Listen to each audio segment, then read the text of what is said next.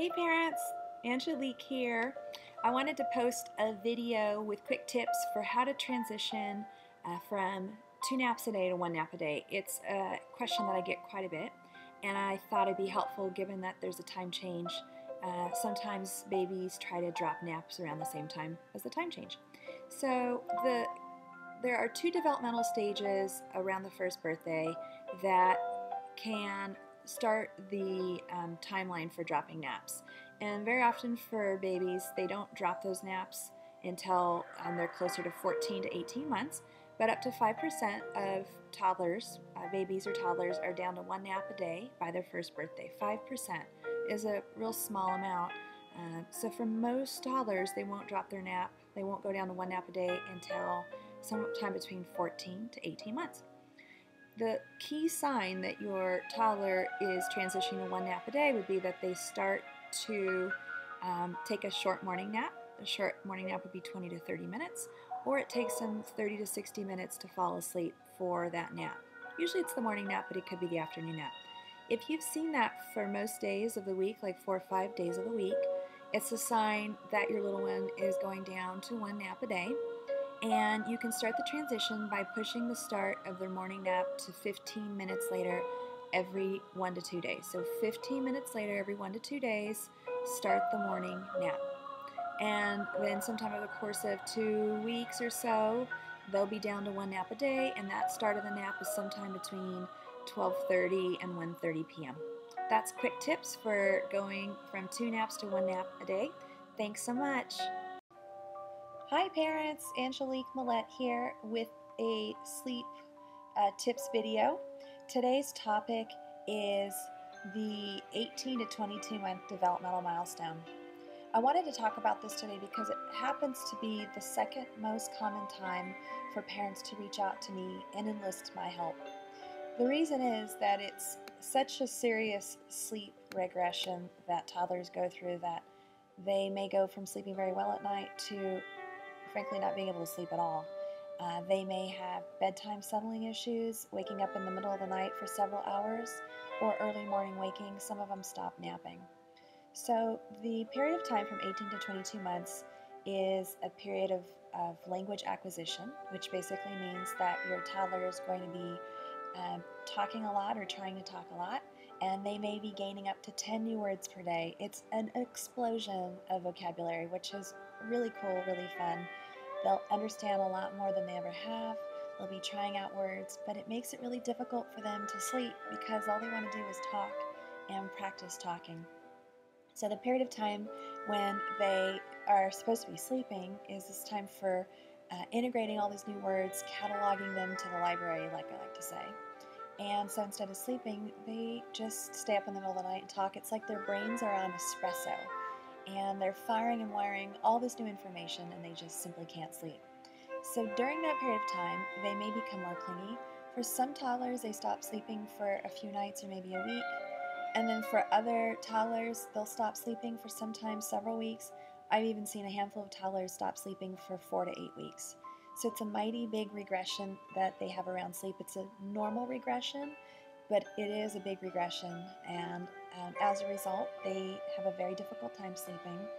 And sometimes the only method that works is a parent presence method. Sleep training methods tend to not work very well because of the clinginess. So keep that in mind and know that it's a normal regression. Things do get back on track, and for some toddlers, you will have to introduce a parent presence method to help their sleep get back on track again. Thanks so much. This concludes the quick tips for the 18 to 22 month sleep regression. This is Angelique Millette posting a quick tips sleep video. I'm going to be talking about sleep regressions, specifically sleep regressions that happen with travel or illness or say with teething. So the first thing that you want to do is you want to just pay attention to your baby or your child's pattern of sleeping. Usually with the sleep regression, they'll start to wake up every 1 to 2 hours at night, or they might be up for 1 or 2 hours straight in the middle of the night. With illness, they'll be uncomfortable, they can't breathe, they might have a fever, they'll need you to console and comfort them. And then with travel, they may just feel a little clingy, or they might just sleep more unsettled, especially if they're a bit more sensitive. And then with teething or illness, you might see a pattern of waking every 1 or 2 hours at night. They may be able to get themselves back to sleep, but again, it's this kind of waking up and moaning and crying and calling out, and then they put themselves back to sleep. And then at some point, they may not be able to put themselves back to sleep at night. They're just really inconsolable and they need your attention and help. So you want to just adjust and follow your intuition. Be more responsive if your baby needs you, especially on a trip where they might be more clingy, or with a developmental milestone, they might be more clingy, or if they're not feeling well. The same rules apply. Just follow your intuition. Sleep regressions are fixable. Always remember that. Obviously, you're going to get less sleep. They're going to get less sleep during the regression. And if you pile up regressions, like let's say you pile up, I call it the perfect storm. Like let's say there's illness, travel, and like a movement milestone like walking. All three of those at the same time could potentially regress sleep for a couple weeks, even a month.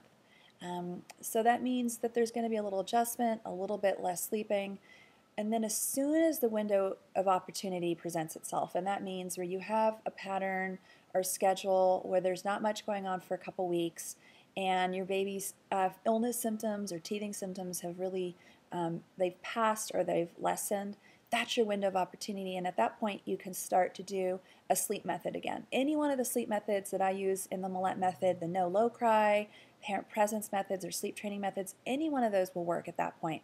But you want to first follow your intuition, and then once things have gotten a little bit better, your child may still have developed a habit of needing you a lot more at night, but that would be the time to start a sleep method at that point.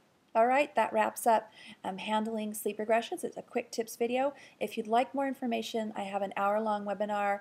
It's on my website, angeliquemillette.com, and the webinar covers multiple ways of implementing methods. It includes all my handouts and guidelines for those methods. Thanks so much. Hi, this is Angelique Millette, and I'm here to share with you a little bit of information about night terrors. I get a lot of inquiries from parents about the difference between night terrors and nightmares, and I wanted to just describe a little bit about night terrors so that parents can better understand the differences. With the night terror, they occur usually between 10 p.m. and midnight. And that's probably the single greatest reason that makes it a little bit different than, say, a nightmare. A nightmare could occur any time of the night, mostly in the middle of the night or early morning is when you would see a nightmare. So night terror happens usually in the 3 to 4 hours right after bedtime. You'll know that it's a night terror because your child probably won't respond positively or respond at all to your trying to comfort them or soothe them. The definition of a night terror is that your toddler or young child gets stuck in between sleep cycles. They're going from a deeper sleep cycle to a lighter sleep cycle. So as they're basically traveling up, they get stuck in between those sleep cycles, and as they get stuck, they're kind of like, they're still sleeping. They might even have their eyes open. They'll be very active. They could be screaming, yelling, flailing, kicking. It actually can look like quite scary, like they're almost possessed. I've had some parents describe it like that. But in fact, what's happened is that they're stuck in between sleep cycles. There's nothing you can do. They usually pass within 5 to 10 minutes, and then they will continue to sleep. So the very best advice I can give you is to try to keep yourself safe and keep your child safe, because the old advice for putting them in the shower, turning on the lights, it really doesn't make any difference, and it can actually contribute to an injury in yourself or your child. So keep them safe. They will pass through the night terror, and we only see night terrors in about 3% of kids. It has there's a genetic basis in it, so there's a family history in night terrors. And you can rest assured that by the time your child is anywhere from 3 to 6 years old, they start to mature out of having these night terrors. So a little bit of information about night terrors. Thanks so much. Hey, this is Angelique Millette, a pediatric sleep consultant and parent educator, and I'm going to talk a little bit about toddler sleep regressions. It's really a big topic. I could spend hours and hours talking about it, but I think what I want to focus today's quick tip sleep video on is just some of the highlights of toddler sleep regressions, because I think that it can help to kind of put things into perspective for parents. So one of the challenges that your toddler is going through is that they're becoming a little independent little person. And that's great news. That's exactly what you're after, is that they're really trying to express themselves and verbalize their needs. They are trying to put into words their emotions, their feelings. All of that is really happening in a big way starting around 18 to 22 months, and then it really just continues and continues and continues. So one of the reasons that your toddler's sleep will regress is that they will become they start to have a greater imagination.